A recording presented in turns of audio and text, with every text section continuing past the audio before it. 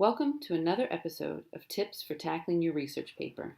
This one is about parentheticals. Are you familiar with the term parenthetical? You might be. These are also called in-text citations. You'll hear me use the terms interchangeably. The reason in-text citations are sometimes called parentheticals is because they're in parentheses. Get it? Parenthetical. In-text citations are where you give credit for ideas you're using in your paper.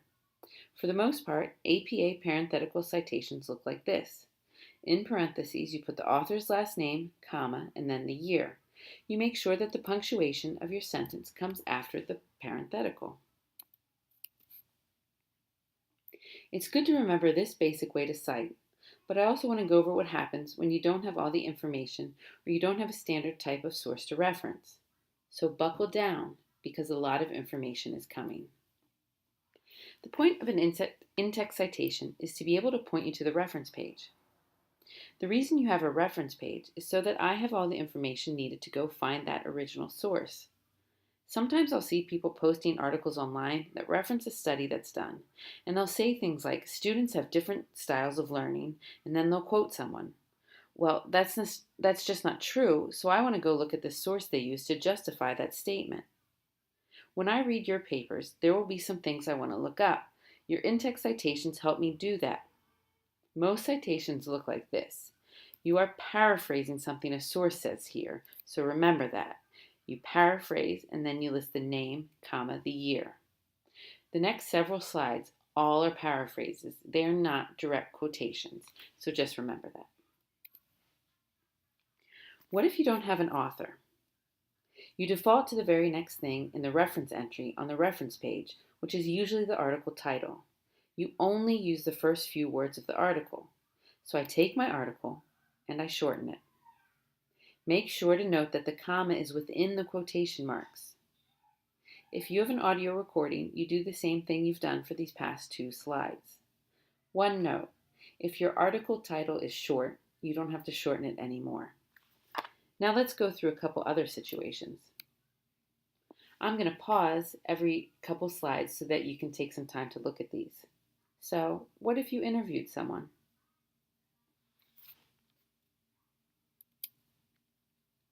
Two authors. Note that ampersand between the two authors' names. Also, while we're here, let's make ampersand the word you need to remember for the end of this quiz. 3 to 5 authors? Well, the first time you list all the authors.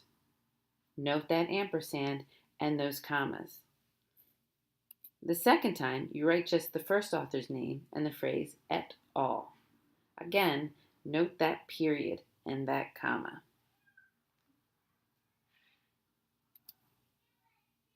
If you have 6 or more authors, you always use the et al. Please note that period and that comma.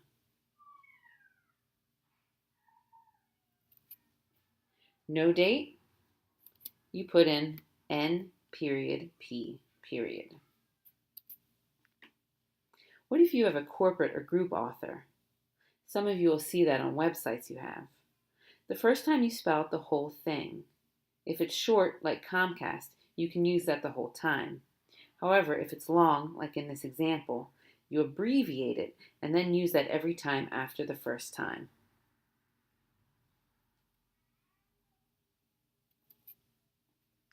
What if you're citing someone that your article cited? Like if your article said that the American Cancer Society said something. Okay, well, this is what you do, as cited in. All of the examples today were paraphrases, which I want you to do most of the time. But what if you have a direct quotation? Well, then you add the page number, like my first example. If you don't have the page number because you got it from a website, you add the paragraph number. Please note that you shorten the word paragraph and do para, dot, and then the page number. And finally, one note. If you mentioned in the text anything that you normally put in the parenthetical, you don't need it in the citation. Check out these few examples.